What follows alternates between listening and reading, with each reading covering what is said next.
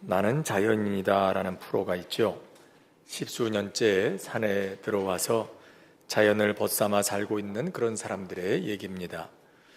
왜 이런 데 들어와 살게 됐냐고 물으면 대개 이런 얘기를 듣게 되죠.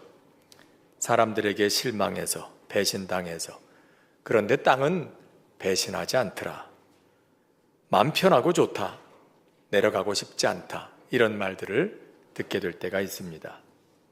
사람은 기대가 무너질 때, 열심을 다해서 추구해왔던 목표가 좌절되는 것 같을 때, 그럴 때 넘어지고 낙심하고 또 다 내려놓고 싶어지기도 합니다. 하나님도 그럴 때가 있지 않았을까 감히 생각하게 될 때가 있습니다. 기대를 가지고 첫사람 아담을 창조하셨습니다.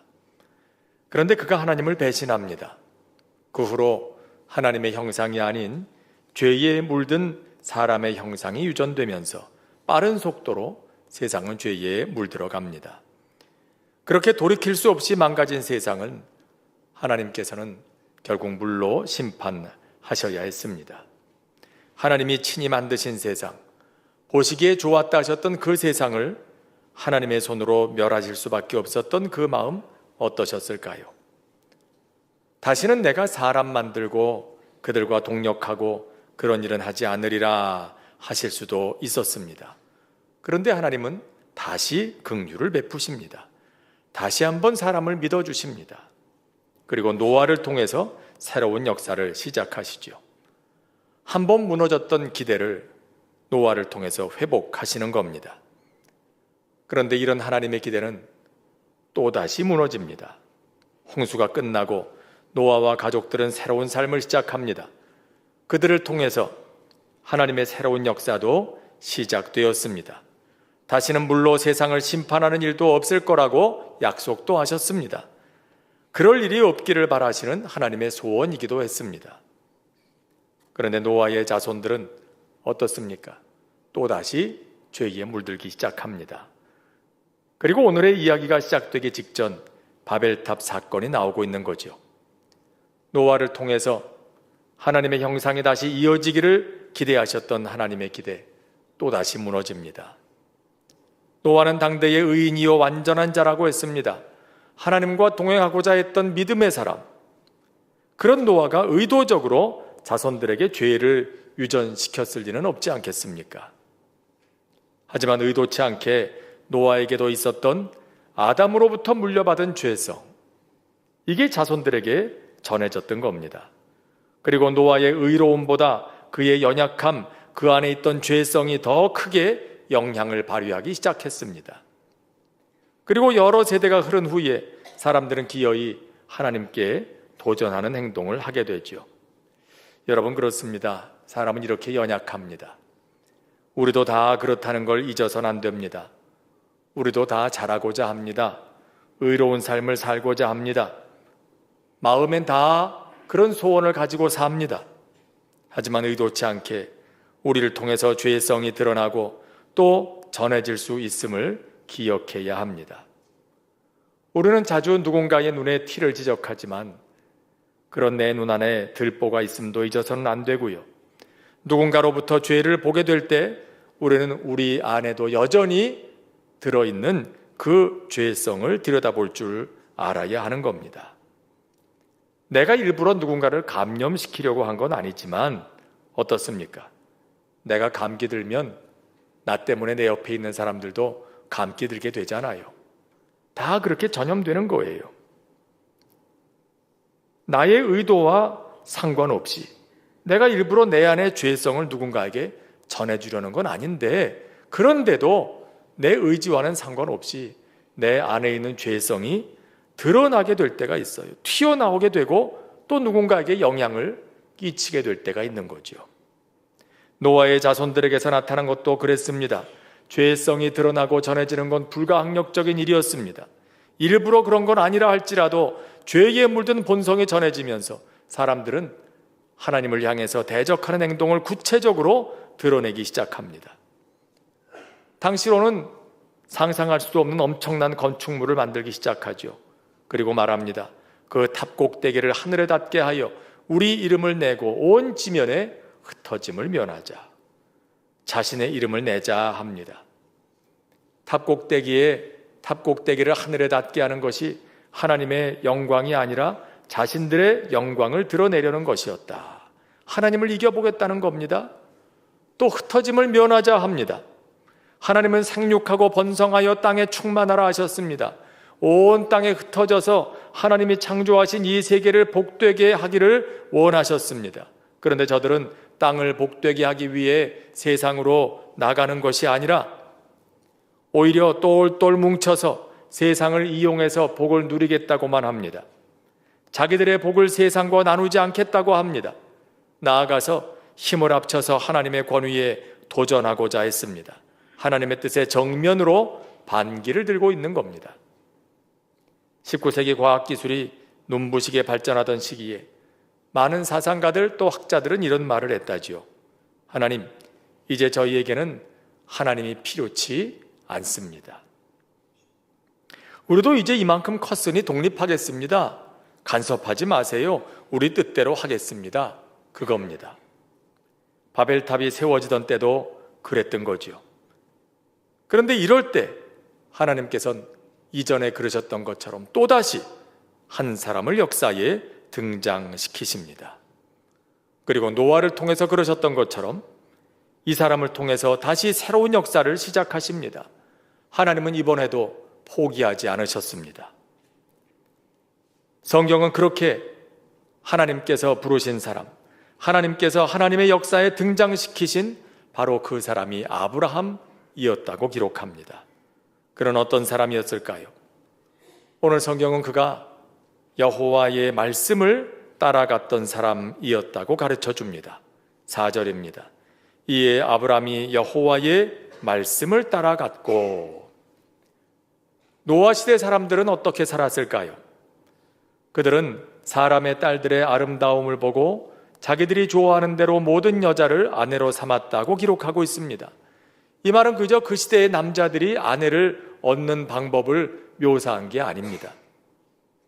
사람들이 자기 눈에 좋은 대로, 자기 마음에 드는 대로 그것을 기준으로 행동했다는 걸 표현하는 말입니다. 죄에 물든 자신의 감각, 자신의 생각이 기준이 됐습니다. 그런데 아브라함의 삶은 어땠다는 겁니까? 그의 기준은 그가 좋아하는 것이 아니라 하나님의 말씀이었습니다. 그가 갈대아 우르와 하란을 떠나서 가나안으로 이주한 것도 거기가 더 좋아서가 아니라, 그럴 것 같아서가 아니라 하나님께서 말씀하셨기 때문이라는 겁니다. 사실 가나안은 그가 살던 갈대아 우르와 하란에 비하면 생활면에서 더 좋은 곳은 아니었습니다.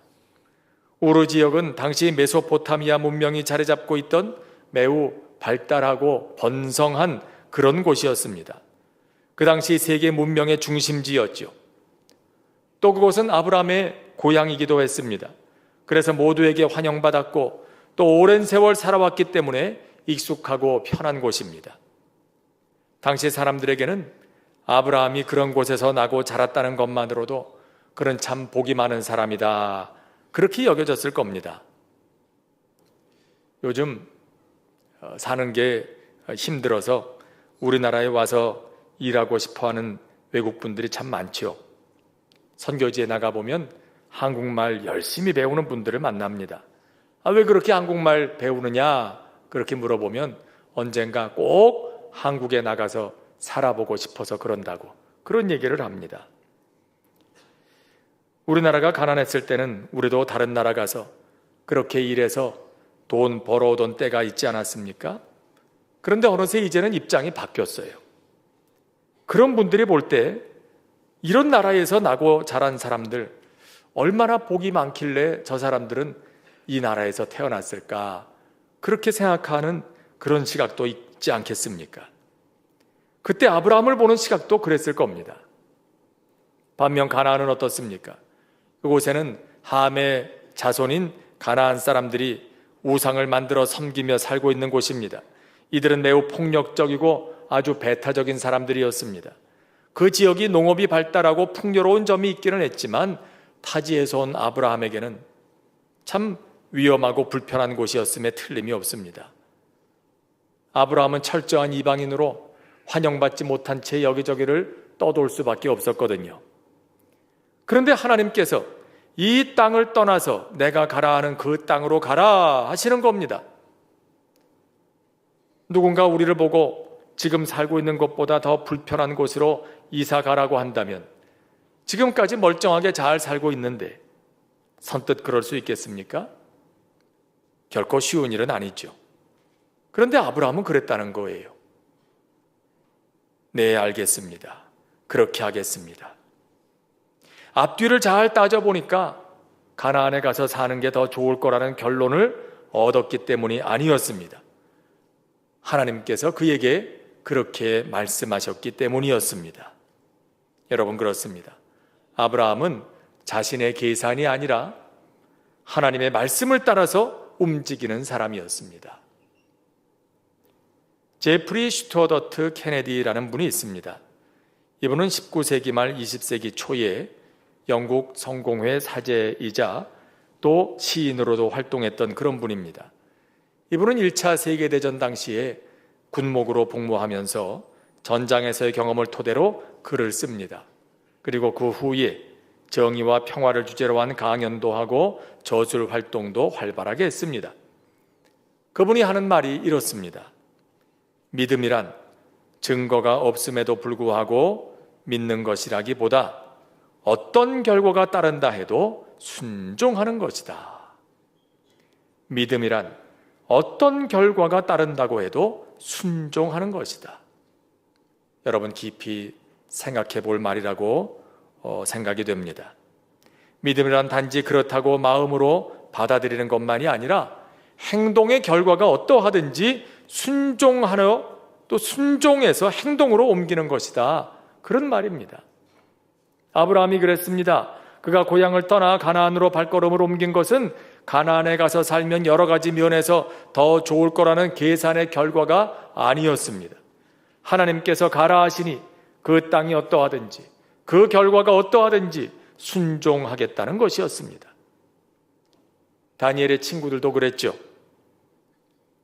금신상 앞에 절하지 않겠다고 결정한 것, 그들이 말하지 않습니까? 우리는 우상 앞에 절하지 않을 것입니다. 서로 하나님이 우리를 풀무불에서 건져내지 않으실지라도 우리는 그렇게 할 것입니다. 결과에 상관없이, 그들이 원하는 결과에 상관없이 하나님의 뜻을 선택하겠다. 그게 그들의 마음이었습니다. 그리고 그들의 믿음이었습니다. 물론 세상에서 우리가 내려야 하는 많은 결정은 결과를 깊이 생각해보고 신중해야 하지요. 그게 지혜로운 일입니다.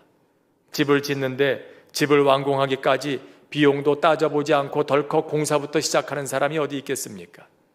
지금의 결정이 우리를 망하는 길로 이끌어갈 거라는 게 눈에 훤하게 보이는데도 그런 결정을 내린다면 그건 무책임하고 무모한 일이 아니겠습니까?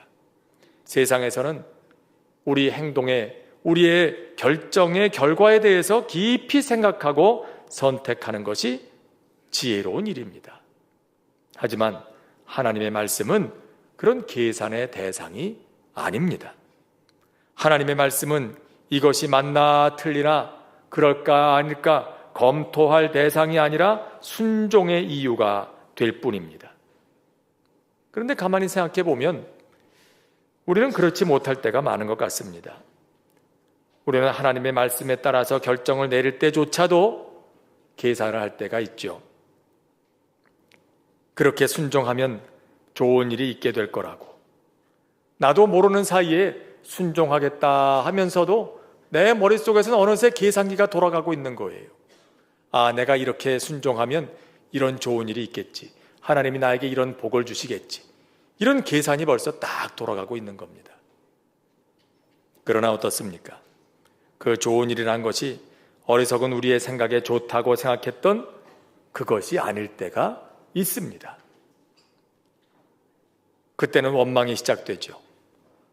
아니, 하나님의 말씀대로 했는데, 순종하라고 해서 그랬는데 왜 결과가 이렇습니까? 어째서 이렇습니까? 하지만 그 자리에 아브라함이 있었다면 이렇게 말할 겁니다. 믿음이란 결과에 상관없이 순종하는 거라고 말입니다. 내가 살던 가나안, 내가 살던 갈대아 우르보다 가나안 땅이 더 좋을 거라는 보장도 없었지만, 그러나 하나님께서 가라 하시니 그 말씀대로 내가 그 길을 갔던 것처럼 믿음이란 결과에 상관없이 순종하는 거라고, 그걸 믿음이라고 한다고. 여기서 또 하나 살펴볼 게 있습니다. 아브라함의 믿음은 그저 하나님이 말씀하셨기 때문에 무작정 순종하는 것만은 아니었다는 겁니다. 그의 믿음은 하나님께서 이루실 선한 미래를 신뢰하는 그런 것이었습니다. 그래서 그 말씀에 순종할 수 있었죠. 하나님께서 아브라함에게 떠나라 말씀하시면서 하나님의 계획을 알려주십니다. 내가 너로 큰 민족을 이루게 할 것이다. 땅의 모든 족속이 너로 말미암아 복을 얻게 될 것이다. 하나님께서는 그를 통해서 큰 민족을 이루기 원하셨습니다. 여기서 민족이란 단지 이스라엘만을 말하는 게 아닙니다. 이는 하나님께서 다스리시는 나라, 전 세계적으로, 전 우주적으로 이루어지게 될 하나님의 나라를 말하는 것입니다. 또 너로 인하여 땅의 모든 족속이 복을 얻을 거라 하십니다.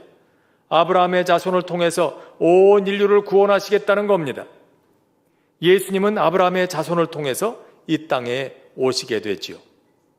그런데 이런 일은 어떻습니까? 아브라함이 살아있을 동안엔 일어나지 않을 일들입니다. 우선 그의 자손들이 큰 민족을 이루는데 앞으로 적어도 700년이라는 시간이 있어야 됩니다. 아브라함, 이삭, 야곱, 요셉을 이어서 그 자손들이 기근을 피해 애굽으로 들어가고 거기서 430년 살다가 모세의 인도로 나와서 40년 광야를 건너서 여호수아와 함께 가나안을 정복하기까지 700년이 걸리는 일이에요. 그리고 그의 자손을 통해서 예수님께서 이 땅에 오시기까지는 훨씬 더 많은 시간이 필요했죠. 나아가서 전 세계 온 우주적 차원에서 하나님의 나라가 이루어지는 일은 아직도 진행 중인 일입니다. 아브라함은 하나님께서 그 말씀을 하실 때 구체적인 시간 알지 못했습니다. 방법도 몰랐습니다. 하지만 이것 하나는 믿었습니다. 나의 지금의 순종이 장차 하나님의 계획을 이루는 출발점이 될 거라고 말입니다. 하나님이 맞춰 가시는 거대하고도 위대한 퍼즐의 한 조각이 될 거라고 말입니다. 여러분, 그렇습니다. 결과에 상관없이 순종하는 우리의 믿음, 그렇게 하나님께서 이루어 가시는 위대한 역사의 한 조각이 됩니다. 미국의 에커드 드럭스토어 CEO였던 잭 에커드의 이야기입니다.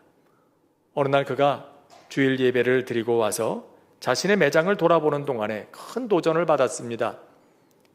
그의 매장에 진열된 도색 잡지, 포르노 잡지가 눈에 띈 겁니다. 그 잡지는 연간 300만 달러 이상의 수입을 올리게 해주는 그 매장의 효자 품목 중에 하나였습니다.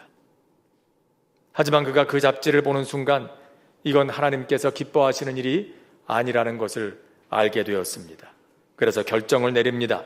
그의 모든 매장에서 도색 잡지를 다 내어버리도록 말입니다. 판매하지 못하도록 말이죠. 점주들, 매니저들은 다 반발했습니다. 매상이 떨어질 거라고, 적자가 날 거라고. 그를 들으면서 그는 이렇게 말합니다. 도색 잡지로 돈을 버느니 차라리 수입이 없는 편이 낫겠습니다. 결과가 어떻든지 그는 하나님께서 기뻐하시는 바에 순종하기를 원했던 사람이었습니다. 그런 그를 하나님께서는 또 내버려 두시지 않으시지요. 포드 대통령 당시 조달 본부장과 같은 공직에도 들어쓰시고, 당시 미국 교도소 선교의 대표적인 인물이었던 찰스 콜슨 목사와 함께 교도소 선교, 또 문제 청소년들을 위한 캠프를 운영하는 에커드 가정 청소년 프로그램의 회장으로도 들어쓰셨습니다. 여러분, 창세기는 전체 50장 가운데 자그마치 13장에 이르는 분량을 아브라함의 이야기에 할애하고 있습니다. 창세기에 얼마나 많은 인물들이 나옵니까? 그런데 유독 아브라함 한 사람에게만 창세기 전체의 4분의 1에 해당하는 그런 분량을 할애하고 있다는 건 성경이 그만큼 그를 중요한 인물로 인정하고 있다는 뜻입니다. 그에 대한 기록이 많은 만큼 할 이야기도 많겠지만 그가 어떤 사람인가를 말해주는 대표적인 대목은 바로 오늘의 말씀이라고 할 것입니다. 그는 결과가 어떠하든지 행동으로 순종했던 사람이었습니다. 그리고 하나님께서 이루어 가시는 선한 미래를 신뢰했던 사람이었습니다. 하나님께서는 그런 그를 새로운 역사를 시작하는 또 한 번의 출발점에서 하나님과 동력하게 하셨습니다. 오늘 우리는 어떤 것을 기준으로 결정하는 사람일까요? 어떤 결과를 가지고 올 것인가, 어떤 유익이 있을 것인가, 그것을 따져보는 것은 매우 합리적이고 지혜로운 일입니다. 틀림없습니다. 하지만 그보다 앞서야 할 게 있죠. 그건 이것이 하나님께서 기뻐하시는 일인가, 이것이 하나님의 말씀하시는 일인가, 그걸 살펴보는 일입니다. 성령님께서 오늘도 우리 안에 행하시는 일이 바로 그런 것입니다.